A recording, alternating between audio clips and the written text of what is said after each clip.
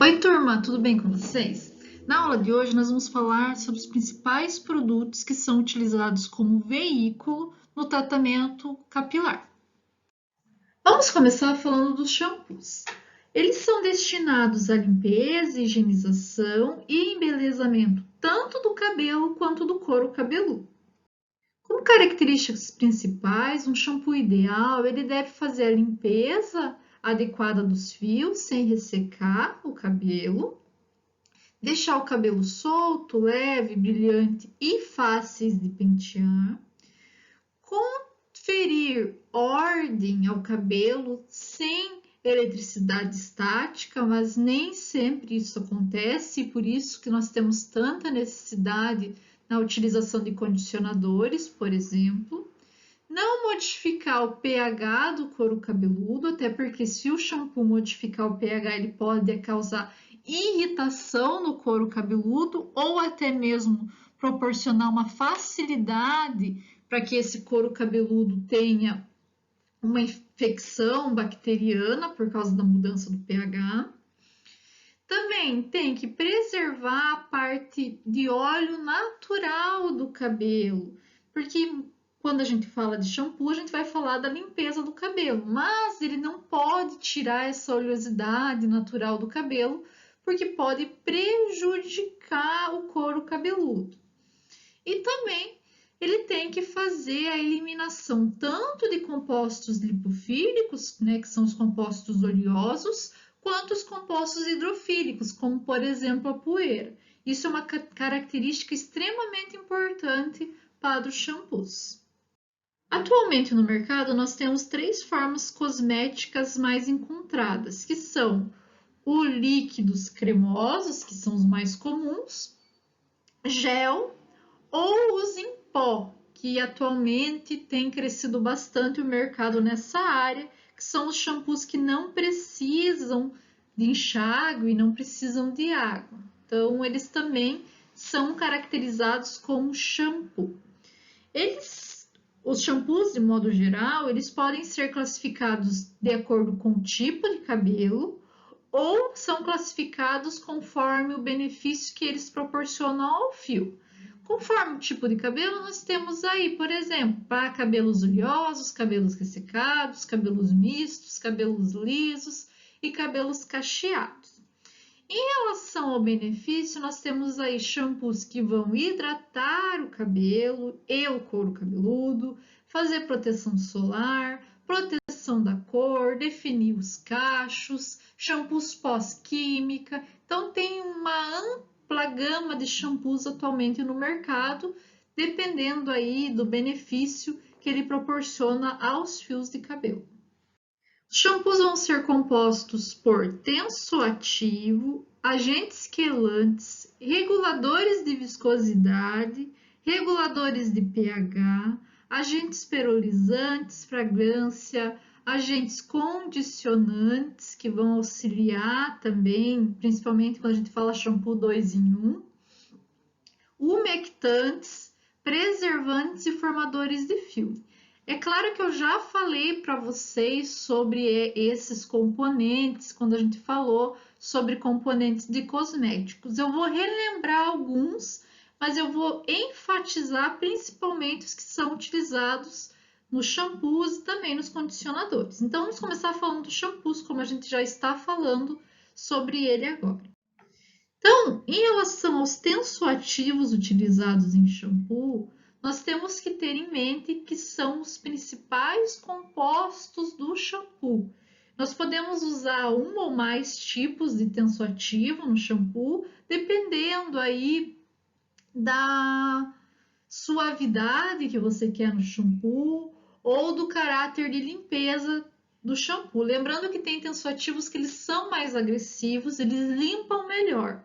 Se vocês tiverem dúvida, voltem lá na segunda aula que eu dei para vocês, que eu falei sobre esses tensoativos. Foi na aula presencial ainda, mas deem uma olhadinha lá nos slides.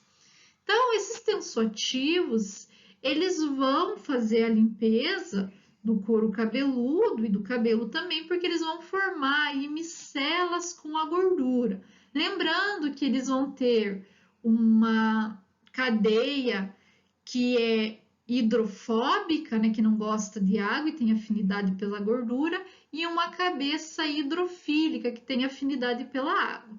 Então, essa cauda dele vai se ligar à gordura, formando aí a micela, desculpa, e retirando a sujidade desse cabelo.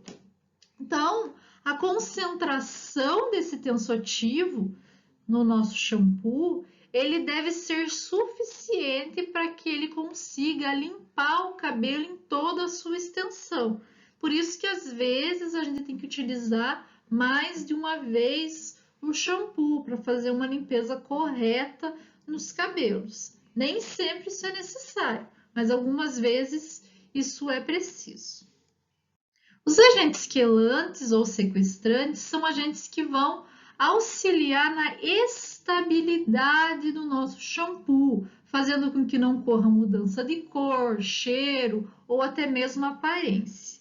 Eles vão ser destinados a complexar os íons de ferro, cálcio, magnésio e cobre, que podem ser provenientes tanto da água que está sendo utilizada na lavagem, como da matéria-prima.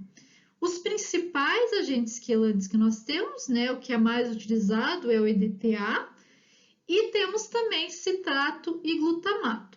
O EDTA, a gente tem ele de dois tipos, o EDTA disódico, que é utilizado quando nós temos um shampoo mais ácido, em pH mais ácido, e o EDTA trisódico, quando você faz uma formulação mais básica. Então, aqui eu coloquei um exemplo, né, dele complexando com magnésio e retirando esse magnésio que ficaria solto no shampoo e poderia trazer alguma falta de estabilidade às outras moléculas presentes nesse shampoo. Os reguladores de viscosidade ou espessantes, eles vão auxiliar no aumento da viscosidade do produto. Então, quando nós procuramos comprar um shampoo, gostamos, preferimos um shampoo que tenha uma viscosidade razoável, porque um shampoo muito líquido tem uma aparência estranha e dá uma sensação estranha também do produto. Então, esses viscosantes e espessantes vão auxiliar aí tanto na estabilidade do produto, como no sensorial e na aparência. Nós temos dois tipos de espessantes. Os espessantes que modificam os parâmetros reológicos do sistema água-tensoativo. Esses tipos de espessantes, eles vão atuar através da ação de eletrólitos, como por exemplo o cloreto de sódio, isso mesmo, sal de cozinha é utilizado como espessante porque ele modifica esse parâmetro reológico, ou as amidas de ácido graxo. Então, eles vão aumentar a viscosidade dependendo da sua proporção, até chegar ao limite máximo de viscosidade. A partir daí, quando você acrescenta mais desse regulador de viscosidade, acaba chegando a um ponto que a viscosidade começa a diminuir. Então, tem que se ter um cuidado na quantidade de sal, por exemplo, que você coloca no shampoo. E vocês já devem ter ouvido, shampoo sem sal. Então, quando a gente tem um shampoo sem sal, nós vamos ter shampoos aí onde utilizamos os reguladores de viscosidade convencional, como por exemplo, goma, derivados de celulose, polímero, carbopol, álcool polivinílico e derivados PVP. Então, esses aí, quando a gente ouve falar de shampoo sem sal, são shampoos que podem apresentar esses outros espessantes. Vocês já devem ter lembrado aí, por exemplo, do Carbopol, que é utilizado para fazer gel. Então, muitos dos nossos reguladores de viscosidade são utilizados para a fabricação de gel na parte cosmética e farmacêutica. O único problema desses reguladores de viscosidade é que em repouso eles podem separar, e isso é um inconveniente, porque tem que ter uma estabilidade muito boa para que não ocorra essa separação, que seria uma característica que ninguém quer num cosmético, né? Separação das fases aí por causa de um viscosante ou de um espessante. Os reguladores de pH eles vão ajustar a acidez ou a alcalinidade do produto. Então nós sabemos que um shampoo ideal ele vai ter um pH entre 5 e 6. Então nós vamos utilizar agentes neutralizantes, alcalinizantes, acidulantes ou até mesmo agentes tampões para fazer com que esse pH não modifique. Normalmente, pelos compostos que a gente utiliza no shampoo, o pH do shampoo final, antes de colocar um agente regulador de pH, geralmente ele torna-se, por causa dos seus componentes, um pouco mais básico. Então, é mais comum nós colocarmos no shampoo um acidulante, tá? Então, entre esses acidulantes, nós temos ácido cítrico, ácido lático e o ácido glicólico. Em relação aos alcalinizantes, nós podemos utilizar as alconolaminas, aminometil, hidróxido de sódio, de potássio ou hidróxido de amônio. Mas já vou falando para vocês, quando a gente for fazer a prática, nós veremos melhor que nos shampoos geralmente a gente acaba colocando mais compostos ácidos para regular o pH. Os compostos umectantes, eles são substâncias higroscópicas que vão auxiliar na retenção de água ao cabelo. Por quê? Porque eles têm afinidade pela água. Então, a partir do momento que eles são incorporados em um cosmético e acabam indo, né, entrando no cabelo durante a lavagem, eles vão auxiliar na retenção de água dentro desse cabelo, auxiliando na hidratação do cabelo também. Entre essas substâncias, nós temos a glicerina, os poliglicóis, a sacarina, os polissacarídeos e também alguns extratos vegetais. Alguns deles eu já falei para vocês na aula passada. Qualquer coisa, deem uma olhadinha lá na aula anterior. Os agentes de condicionamento ou suavizantes são agentes que são utilizados para evitar uma ação de detergência excessiva dos shampoos. Então, nós vamos recorrer ao emprego de substâncias que vão auxiliar na lubrificação e diminuição do atrito. Entre essas substâncias, nós temos a lanolina, que eu falei para vocês na aula passada, o PVP, que é polivinil pirrolidona, o óleo vegetal, os derivados da lectina, ácidos ésteres graxos de glicol, glicerol, hidrocoloides e proteínas. Vocês viram que na maioria das vezes, né, como lanolina, ácidos de ésteres graxos são substâncias com características oleosas, então elas auxiliam também na hidratação do cabelo. Os agentes perolizantes são bases peroladas constituídas de tensoativos, então eles vão proporcionar ao shampoo brilho perolado e também um aspecto cremoso. Como eles são tensoativos, eles vão atuar também auxiliando na limpeza do nosso cabelo. Entre esses agentes perolizantes, nós temos o ácido esteárico, o álcool cetílico, álcool estearílico, diestearato de etilenoglicol. Temos diversos, aí não vou falar de todos porque senão fica até um pouco cansativo. Mas existem diversos tensoativos que são utilizados aí na fabricação dessas bases peroladas. Os agentes preservantes, eles são utilizados com a finalidade de evitar o aparecimento e também o desenvolvimento de micro-organismos nas formulações. Lembra que eu falei para vocês que quando nós preparamos um cosmético, nós temos que pensar em como essa pessoa vai utilizar esse cosmético. Se durante a utilização ela não pode contaminar o cosmético com micro-organismos. E os preservantes eles vão atuar evitando o desenvolvimento desses micro-organismos durante a utilização do produto. Então, os preservantes, eles são regulados pela RDC 29 de 2012 da Anvisa. Eu vou mandar essa RDC novamente, até para auxiliar vocês no trabalho que vocês estão desenvolvendo sobre cosméticos inovadores, que é o trabalho que eu passei para vocês durante a aula, e nós vamos conversar um pouco mais sobre isso, mas já para vocês irem se familiarizando com a quantidade desses conservantes, desses preservantes que estão disponíveis aí, que podem ser utilizados de acordo com a RDC.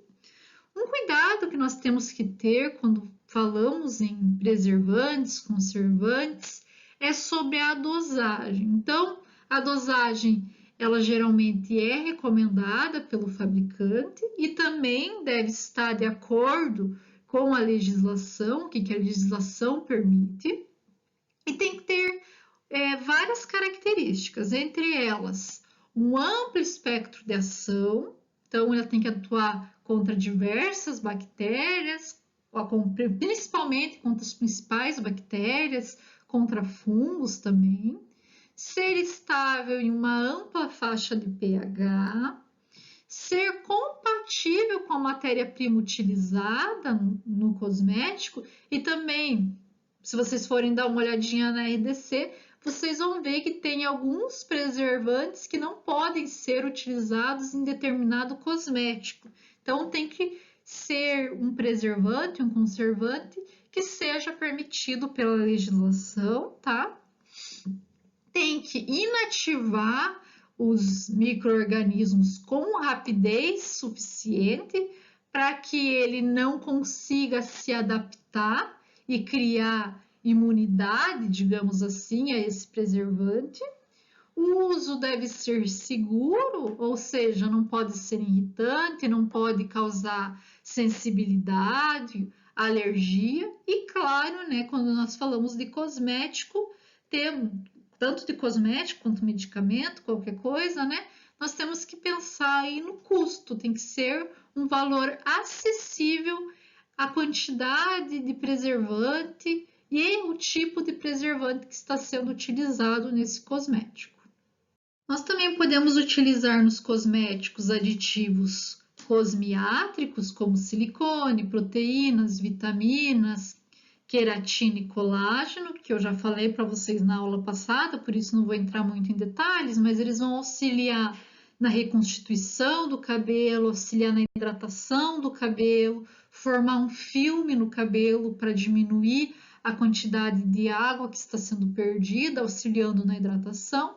E também temos aditivos fitoterápicos, como os extratos glicólicos de jaborandi, amamelis, camomila. Camomila é muito interessante porque ela auxilia na diminuição da irritação no cabelo e até auxilia também no combate ao radical livre, além de clarear naturalmente os cabelos. Então, ela é muito utilizada em shampoo.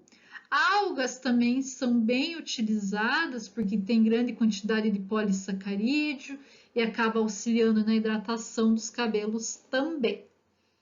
Os condicionadores são formulações que têm como finalidade conferir aos fios de cabelo a maciez, restauração da constituição do fio, brilho, diminuição de frizz, definição de cachos, entre outros atributos.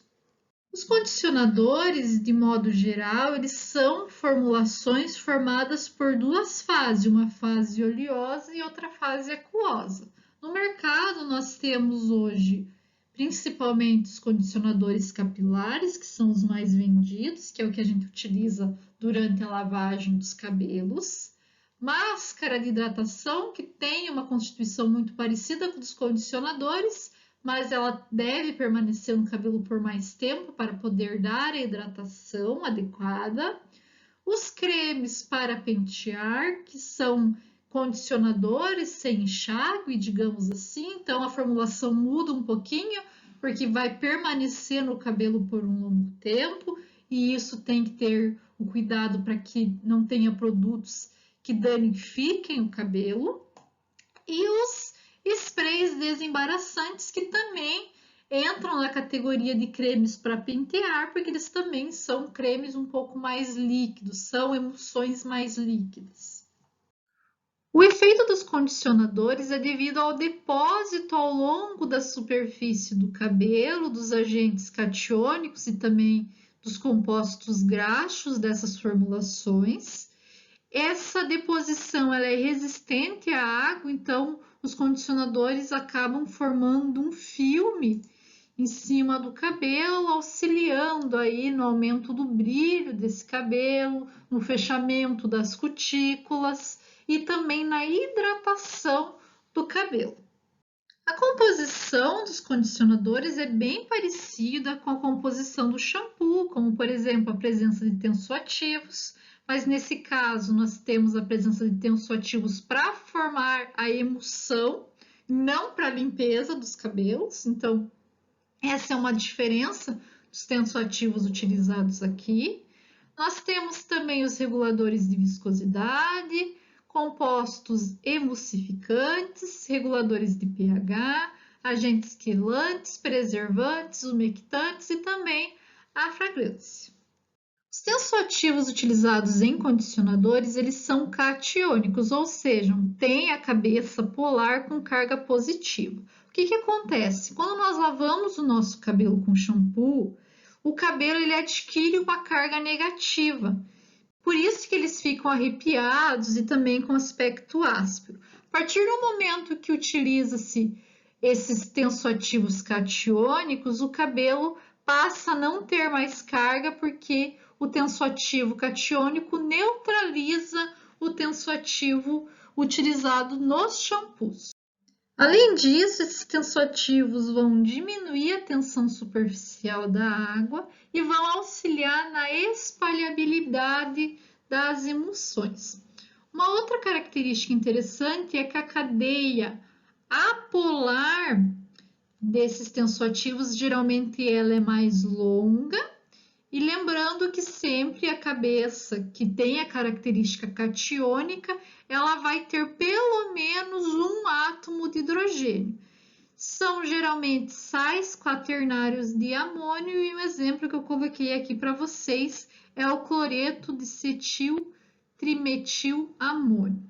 Uma outra característica interessante quando nós fazemos formulações de condicionadores são os condicionadores que são utilizados como condicionadores sem enxágue. Quando nós utilizamos esse tipo de condicionador, nós temos que ter o cuidado de ter uma concentração menor desses tensoativos catiônicos, porque como eles vão permanecer no cabelo por mais tempo, eles podem acabar causando alguma sensibilidade no couro cabeludo.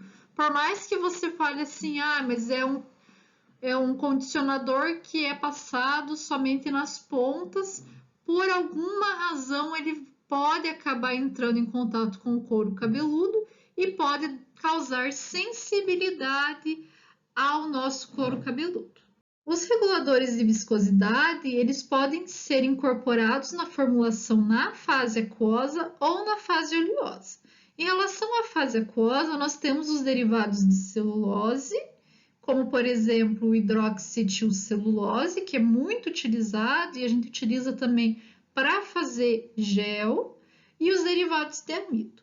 Na fase oleosa, nós dizemos que os agentes utilizados nessa fase são agentes de consistência, como por exemplo os álcoois graxos, álcool cetílico, estearílico, cetoestearílico, também os ésteres graxos e as ceras, que podem ser naturais ou sintéticas. Então, a gente pode muitas vezes ver em formulações de condicionador a utilização de cera de abelha, por exemplo, para auxiliar na consistência desse condicionador. Geralmente, quando a gente utiliza cera, os condicionadores eles vão ser mais espessos. Então, é muito utilizado, por exemplo, em máscara. Os emulsionantes, por sua vez, são tensoativos não iônicos, então eles são bem utilizados na formulação. E entre eles nós temos aí os ésteres de glicol e glicerato, ésteres de sorbitol, polissorbato e também álcool graxo etoxilato. Eles vão auxiliar ao tensoativo já utilizado, formando aí uma melhor emulsão do nosso creme, do nosso condicionador. Quando nós falamos de máscaras, nós temos que ter em mente que elas têm a mesma função dos condicionadores, porém elas vão apresentar uma maior concentração de vitamina, lipídios e proteínas para aumentar a hidratação do cabelo. Outra característica interessante é que ela demora um pouco mais para fazer ação, por isso tem que ficar mais tempo no cabelo, em média 10 minutos. Os fixadores e modeladores também são produtos cosméticos muito utilizados e eles têm como finalidade conferir a forma e também modelar os cabelos. Então, como eu falei para vocês, esses fixadores e modeladores, eles vão moldar os penteados no nosso cabelo e nós temos no mercado atualmente principalmente esses três tipos: spray, gel e mousse. Vamos começar falando do spray. Então, o spray, ele tem em sua composição uma resina polimérica. Essa resina, ela está em solução e ela vai fixar no cabelo, ligando vários fios em um ponto de contato mútuo. Então, vamos fazer com que todos os fios fiquem em uma região. Como características importantes, o spray ele deve exibir boa propriedade de fixação, sem parecer muito rígido, para que o cabelo ele tenha então uma maleabilidade, tenha um movimento. Também não deve reduzir o brilho do cabelo. Muitos sprays antigamente você passava e ele não deixava mais aquela presença de brilho, isso fazia com que o cabelo não ficasse tão natural. Atualmente nós temos desenvolvido sprays que não diminuem esse brilho do cabelo, isso facilita para que o cabelo fique mais natural. Eles devem ser removidos facilmente quando ocorre a lavagem, então tem que ser solúvel em água. A partir do momento que nós começamos a lavar, ele é retirado facilmente do cabelo. Porém, apesar de ser solúvel em água, ele não pode absorver a água do ambiente, porque se ele absorver, nós não vamos ter uma fixação muito duradoura. Então, tem que ter esse cuidado também quando nós vamos formular um spray. E ele deve ser retirado do cabelo na forma de pó quando nós escovamos. Então, por exemplo, se você chega de uma festa e não quer lavar o cabelo e você fez uma fixação, a partir do momento que você penteia o cabelo, você já consegue retirar ele em forma de pó e ele não deve formar placa, porque se ele formar placa vai ficar com uma característica indesejável no cabelo. Eu coloquei aqui para vocês uma formulação padrão dos fixadores. Então, nós temos que ter uma resina, geralmente é utilizado o PVP, que é polivinilpirrolidona, né? Acetato, aminoetilpropanol, lanolina, que vai auxiliar na emoliência desse fixador, etanol e butano 30. Vocês viram que aqui nós vamos utilizar como veículo o etanol. Então, nos fixadores a gente utiliza etanol porque eles vão ser facilmente evaporados, não se mantendo por muito tempo no cabelo, e isso auxilia na modulação desse cabelo.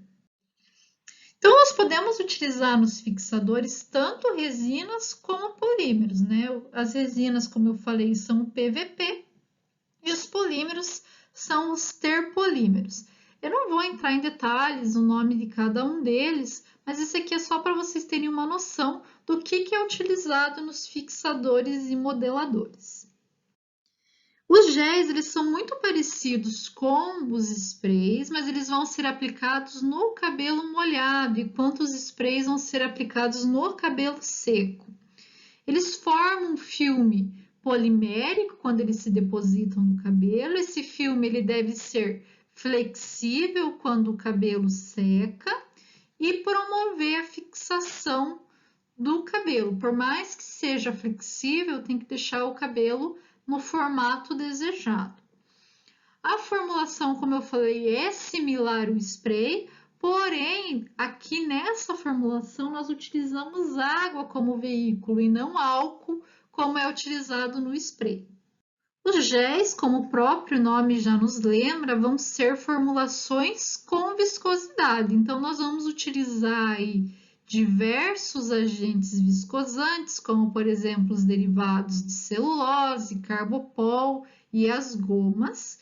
Como principal veículo, nós temos a água e podemos utilizar como co-solvente o etanol, sempre tem que fazer a utilização de conservantes e também pode ser utilizados aditivos como protetor solar ou brilho. Outra formulação também muito utilizada como fixador e modelador são os mousses, principalmente para cabelo cacheado. Nós vamos encontrar esses mousses na forma de aerosol. Quando nós apertamos, né, o aerosol, nós vamos ter a formação de uma espuma semi-estável. Essa espuma ela deve ser aplicada no cabelo molhado. A partir do momento que ocorre a diminuição da espuma, ou seja, que ela colapsa, nós vamos ter a formação de uma dispersão de pequena quantidade de fluido sobre o cabelo. Uma vez que a espuma ela tem grande quantidade de gás, então, apesar de parecer ser uma quantidade muito grande quando você passa no cabelo esse produto, o gás vai sair e vai ter uma pequena quantidade de produto no cabelo, e por isso é muito bom e muito utilizado, porque não vai ter uma carga muito grande desse produto, um resíduo muito grande desse produto no cabelo. Como componentes do mousse, nós vamos ter a resina fixadora, que são as mesmas utilizadas no gel e também no spray.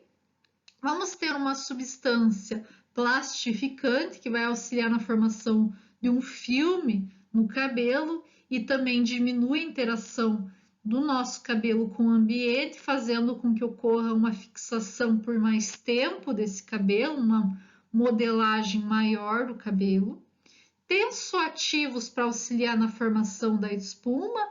Entre esses tensoativos são tensoativos catiônicos, mas nós temos que cuidar com a concentração desses tensoativos para que não ocorra uma irritabilidade no couro cabeludo, então tem que estar em concentração menor também.